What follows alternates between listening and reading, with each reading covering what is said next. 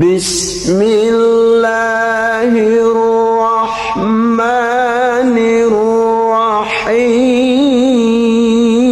الرحيم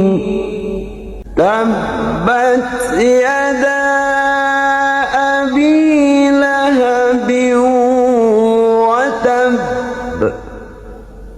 ما أغنى